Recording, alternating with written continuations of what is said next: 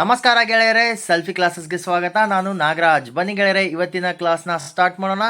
ಗೆಳೆಯರೇ, ಇವತ್ತಿನ ಕ್ಲಾಸ್ನ ಸ್ಟಾರ್ಟ್ ಮಾಡೋದಕ್ಕಿಂತ ಮುಂಚೆ ಇನ್ನೂ ಯಾರ್ಯಾರು ನಮ್ಮ ಚಾನಲ್ನ ಸಬ್ಸ್ಕ್ರೈಬ್ ಮಾಡಿಲ್ಲ, ಲೈಕ್ ಮಾಡಿ, ಶೇರ್ ಮಾಡಿ, ಸಬ್ಸ್ಕ್ರೈಬ್ ಮಾಡೋದನ್ನು ಮರಿಬೇಡಿ. ಬೆಲ್ ಬಟನ್ನ ಒತ್ತಿ ಗೆಳೆಯರೆ, ಯಾಕಂದರೆ ನಾವು ಅಪ್ಲೋಡ್ ಮಾಡೋಂಥ ವೀಡಿಯೋಗಳ ನೋಟಿಫಿಕೇಶನ್ ತಮಗೆ ಬರ್ತಾ ಇರುತ್ತೆ. ಅದೇ ರೀತಿ ಈ ಹಿಂದೆ ಕೂಡ ನಾವು ವೀಡಿಯೋಗಳನ್ನು ಅಪ್ಲೋಡ್ ಮಾಡಿದ್ದೀವಿ. ಅಪ್ಲೋಡ್ ಮಾಡಿರೋ ವೀಡಿಯೋಗಳ ಲಿಂಕ್ಗಳನ್ನು ಕೆಳಗಡೆ ಡಿಸ್ಕ್ರಿಪ್ಷನ್ ಬಾಕ್ಸಲ್ಲಿ ಕೊಟ್ಟಿದ್ದೀನಿ, ನೋಡಿ ಚೆಕ್ ಮಾಡ್ಕೊಳ್ಳಿ. ಬನ್ನಿ ಹಾಗಾದರೆ ಸ್ಟಾರ್ಟ್ ಮಾಡೋಣ. ಗೆಳೆಯರೆ, ಇವತ್ತಿನ ಕ್ಲಾಸ್ ರಜಪೂತರ ಸಾಹಿತ್ಯ, ಕಲೆ ಮತ್ತು ವಾಸ್ತುಶಿಲ್ಪದ ಬಗ್ಗೆ ನಾವು ನೋಡ್ತಾ ಇದ್ದೀವಿ. ಮಧ್ಯಕಾಲೀನ ಭಾರತದ ಇತಿಹಾಸದಲ್ಲಿ ಹೊಸ ಮತಗಳ ಉದಯದ ನಂತರ ಬರುವಂಥ ಮನೆತನ ರಜಪೂತರ ಮನೆತನ. ಈ ರಜಪೂತರ ಮನೆತನಗಳಲ್ಲಿ 7-8 ವಿಧದ ಮನೆತನಗಳು ಇವೆ. ಸೊ ಅವೆಲ್ಲ ಮನೆತನಗಳ ಬಗ್ಗೆ ಈ ಹಿಂದಿನ ಕ್ಲಾಸ್ನಲ್ಲಿ ನಾನು ಕ್ಲಾಸನ್ನು ಆಲ್ರೆಡಿ ಮಾಡಿದ್ದೀನಿ, ಅಪ್ಲೋಡ್ ಕೂಡ ಮಾಡಿದ್ದೀನಿ. ಸೊ ಇವಾಗ ರಜಪೂತರ ಸಾಹಿತ್ಯ, ಕಲೆ ಮತ್ತು ವಾಸ್ತುಶಿಲ್ಪದ ಬಗ್ಗೆ ನಾವು ನೋಡ್ತಾ ಇದ್ದೀವಿ. ಬನ್ನಿ ಹಾಗಾದರೆ ಸ್ಟಾರ್ಟ್ ಮಾಡೋಣ. ಗೆಳೆಯರೆ, ರಜಪೂತರ ಸಾಹಿತ್ಯ, ಕಲೆ ಮತ್ತು ವಾಸ್ತುಶಿಲ್ಪ. ರಜಪೂತರ ಕಾಲದ ಸಾಮಾಜಿಕ ಜೀವನ ಯಾವ ರೀತಿ ಇತ್ತು ಅಂತ ನೋಡೋಣ. ರಜಪೂತರ ಕಾಲದಲ್ಲಿ ವೃತ್ತಿಗೆ ಅನುಗುಣವಾಗಿ ವರ್ಗಗಳಿದ್ದವು. ಪಾಯಿಂಟ್ ನಂಬರ್ 2, ಸಮಾಜದಲ್ಲಿ ಮಹಿಳೆಯರಿಗೆ ಗೌರವದ ಸ್ಥಾನವಿತ್ತು ಗೆಳೆಯರೆ. ಪಾಯಿಂಟ್ ನಂಬರ್ 3, ಮಹಿಳೆಯರು ಸಾಹಿತ್ಯ, ಸಂಗೀತ, ನೃತ್ಯ, ಚಿತ್ರಕಲೆ, ಕಸೂತಿ ಕಲೆಗಳಲ್ಲಿ ಪ್ರಸಿದ್ಧಿಯಾಗಿದ್ದರು. ಪಾಯಿಂಟ್ ನಂಬರ್ 4, ರಜಪೂತರ ಕಾಲದಲ್ಲಿ ಬಾಲ್ಯ ವಿವಾಹ, ಸತಿ ಸಹಗಮನ ಪದ್ಧತಿ ರೂಢಿಯಲ್ಲಿತ್ತು ಗೆಳೆಯರೆ. ವೈದಿಕ ಕಾಲದ ಸಂಪ್ರದಾಯದಲ್ಲಿ ಇವೆರಡೂ ಇರಲಿಲ್ಲ. ಬಟ್ ಈಗ ರಜಪೂತರ ಕಾಲದಲ್ಲಿ ಏನಿದೆ, ಬಾಲ್ಯ ವಿವಾಹ ಮತ್ತು ಸತಿ ಸಹಗಮನ ಪದ್ಧತಿ ರೂಢಿಯಲ್ಲಿತ್ತು ಗೆಳೆಯರೆ. ಓಕೆ. ಪಾಯಿಂಟ್ ನಂಬರ್ 5, ರಾಜಸ್ಥಾನದ ಅಜ್ಮೀರ್ ಪ್ರಮುಖ ಯಾತ್ರಾ ಸ್ಥಳವಾಗಿತ್ತು. ಪ್ರತಿ ವರ್ಷ ಅಜ್ಮೀರ್ನಲ್ಲಿ ಒಂಟೆಗಳ ಜಾತ್ರೆ ಅಥವಾ ಪುಷ್ಕರ್ ಮೇಳ ನಡೆಯುತ್ತೆ ಗೆಳೆಯರೆ. ಜಗತ್ತಿನಲ್ಲಿ ಒಂದೇ ಒಂದು ಇರುವಂಥ ಬ್ರಹ್ಮ ದೇವಸ್ಥಾನ ಎಲ್ಲಿದೆ ಅಂದರೆ ಅದು ರಾಜಸ್ಥಾನದ ಪುಷ್ಕರ್ನಲ್ಲಿದೆ. ರಾಜಸ್ಥಾನದ ಪುಷ್ಕರ್ನಲ್ಲಿ ಬ್ರಹ್ಮ ದೇವಸ್ಥಾನವಿದೆ. ಅದೊಂದು ಬಿಟ್ಟರೆ ಬೇರೆ ಎಲ್ಲೂ ಕೂಡ ಬ್ರಹ್ಮನ ದೇವಸ್ಥಾನ ಇಲ್ಲ. ಸೊ ಪುಷ್ಕರ್ ಮೇಳ ಏನು ನಡೆಯುತ್ತೆ, ಅದು ಪುಷ್ಕರ್ನಲ್ಲಿ ನಡೆಯುತ್ತೆ. ಮತ್ತು ಅದನ್ನು ಒಂಟೆಗಳ ಜಾತ್ರೆ ಅಂತ ಕೂಡ ಕರೀತಾರೆ, ಯಾಕಂದರೆ ಪ್ರತಿ ವರ್ಷ ಅಲ್ಲಿ ಅಜ್ಮೀರ್ನಲ್ಲಿ ಒಂಟೆಗಳ ಜಾತ್ರೆ ನಡೆಯುತ್ತೆ ಗೆಳೆಯರೆ. ಓಕೆ. ನೆಕ್ಸ್ಟ್ ನಾವು ನೋಡ್ತಾ ಇದ್ದೀವಿ ರಜಪೂತರ ಕಾಲದ ಆರ್ಥಿಕ ಜೀವನವನ್ನು ನಾವು ನೋಡ್ತಾ ಇದ್ದೀವಿ. ಪಾಯಿಂಟ್ ನಂಬರ್ 1, ರಜಪೂತರ ಕಾಲದಲ್ಲಿ ಭಾರತದೊಂದಿಗೆ ಹೆಚ್ಚು ವಿದೇಶಿ ವ್ಯಾಪಾರವನ್ನು ಅರಬ್ ವರ್ತಕರು ಪಡಿತಾ ಇದ್ರು, ಅಂದರೆ ನಡೆಸ್ತಾ ಇದ್ರು.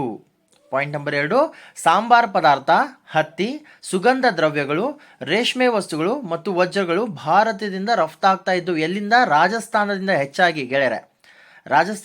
ರಾಜಸ್ಥಾನದಿಂದ ಹೆಚ್ಚಾಗಿ ಸಾಂಬಾರ್ ಪದಾರ್ಥ, ಹತ್ತಿ, ಸುಗಂಧ ದ್ರವ್ಯ, ರೇಷ್ಮೆ ವಸ್ತು ಮತ್ತು ಮೇನ್ ಆಗಿ ವಜ್ರಗಳು ಭಾರತದಿಂದ ರಫ್ತಾಗುತ್ತಿದ್ದವು ಅರಬ್ ದೇಶಗಳಿಗೆ. ಓಕೆ. ಪಾಯಿಂಟ್ ನಂಬರ್ 3, ಕುದುರೆಗಳನ್ನು ಮಧ್ಯ ಏಷ್ಯಾ, ಅರೇಬಿಯಾಗಳಿಂದ ಆಮದು ಮಾಡ್ಕೊಳ್ತಾ ಇದ್ರು. ಯಾರು? ರಜಪೂತರು. ಇಲ್ಲಿ ಬೇರೆ ಅರಬ್ ಕಂಟ್ರೀಸಿಂದ ಕುದುರೆಗಳನ್ನು ಮಧ್ಯ ಏಷ್ಯಾದಿಂದ, ಅರೇಬಿಯಾಗಳಿಂದ ಆಮದನ್ನು ಮಾಡ್ಕೊಳ್ತಾ ಇದ್ರು. ಯುದ್ಧಕ್ಕಾಗಿ ಕುದುರೆಗಳು ಬೇಕಲ್ವಾ. ಸೊ ಆ ಕುದುರೆಗಳನ್ನು ಎಲ್ಲಿಂದ? ಅರಬ್ ಕಂಟ್ರೀಸ್, ಅರಬ್ ರಾಷ್ಟ್ರಗಳಿಂದ ಅಥವಾ ಮಧ್ಯ ಏಷ್ಯಾ, ಅರೇಬಿಯಾಗಳಿಂದ ಆಮದನ್ನು ಮಾಡ್ಕೋತಾ ಇದ್ರು. ಇಲ್ಲಿಂದ ವಜ್ರ ವೈಡೂರ್ಯಗಳನ್ನು ರಫ್ತು ಮಾಡ್ತಾ ಇದ್ರು. ಓಕೆ. ನೆಕ್ಸ್ಟ್ ನಾವು ನೋಡ್ತಾ ಇರೋದು ಪಾಯಿಂಟ್ ನಂಬರ್ 4, ರಜಪೂತರು ಕಂದಾಯದ ಹೆಚ್ಚಿನ ಹಣವನ್ನು ಕೋಟೆ, ದೇವಾಲಯಗಳನ್ನು ನಿರ್ಮಾಣ ಮಾಡಲು ಬಳಕೆ ಮಾಡ್ತಾ ಇದ್ರು. ಇದರಿಂದ ಜನರಿಗೆ ಉದ್ಯೋಗ ಕೂಡ ದೊರಕ್ತಾ ಇತ್ತು ಗೆಳೆಯರೆ. ರಜಪೂತರ ಕಾಲದ ಸಾಹಿತ್ಯವನ್ನು ನಾವು ನೋಡ್ತಾ ಇದ್ದೀವಿ. ಪಾಯಿಂಟ್ ನಂಬರ್ 1, ರಾಜಶೇಖರನ್ ಇವರು ಬರೆದಂಥ ಸಾಹಿತ್ಯ ಅಥವಾ ಕೃತಿ ಬಾಲರಾಮಾಯಣ ಮತ್ತು ಕರ್ಪೂರ ಮಂಜರಿ. 2, ಜಯದೇವನ ಗೀತ ಗೋವಿಂದ. 3, ಚಾಂದ್ ಬರ್ದಾಯಿ ಬರೆದಿರುವಂಥ ಪೃಥ್ವಿರಾಜರಾಸು, 3ನೇ ಪೃಥ್ವಿರಾಜ ಚೌಹಾಣನ ಬಗ್ಗೆ ಬರೆದಂಥ ಚಾಂದ್ ಬರ್ದಾಯಿ ಪೃಥ್ವಿರಾಜರಾಸು ಅನ್ನೋಂಥ ಗ್ರಂಥವನ್ನು ಅಥವಾ ಕೃತಿಯನ್ನು ಬರೆದಿದ್ದಾನೆ. ಪಾಯಿಂಟ್ ನಂಬರ್ 4, ಹೇಮಚಂದ್ರನ ದೇಶಿ ನಾಮಮಾಲ ಮತ್ತು ಕುಮಾರಪಾಲ ಚರಿತೆ, ಇವೆರಡು ಕೃತಿಗಳು ತುಂಬ ಪ್ರಸಿದ್ಧಿಯಾಗಿವೆ. ಓಕೆ. 5, ಜಯನಿಕನ ಪೃಥ್ವಿರಾಜ ವಿಜಯ, 3ನೇ ಪೃಥ್ವಿರಾಜ್ ಚೌಹಾಣನ ವಿಜಯನ ಬಗ್ಗೆ ಬರೆದಂಥ ಪೃಥ್ವಿರಾಜ ವಿಜಯ ಯಾರು ಬರೆದಂಥವ್ರು? ಜಯನಿಕನ. ಓಕೆ. ನೆಕ್ಸ್ಟ್ 6, ಆನಂದವರ್ಧನನ ಪ್ರಬೋಧ ಚರಿತೆ, ಇದೊಂದು ಕೃತಿ. 7, ಭೋಜರಾಜನ ಶಬ್ದಾನುಶಾಸನ. 8, ಭತೃಹರಿ ರಾವಣವಧ. 9, ಭವಭೂತಿಯ ಮಹಾವೀರ ಚರಿತ ಮತ್ತು ಉತ್ತರ ರಾಮಚರಿತ, ಇವೆರಡು ಪ್ರಸಿದ್ಧ ಕೃತಿಗಳು. ಓಕೆ.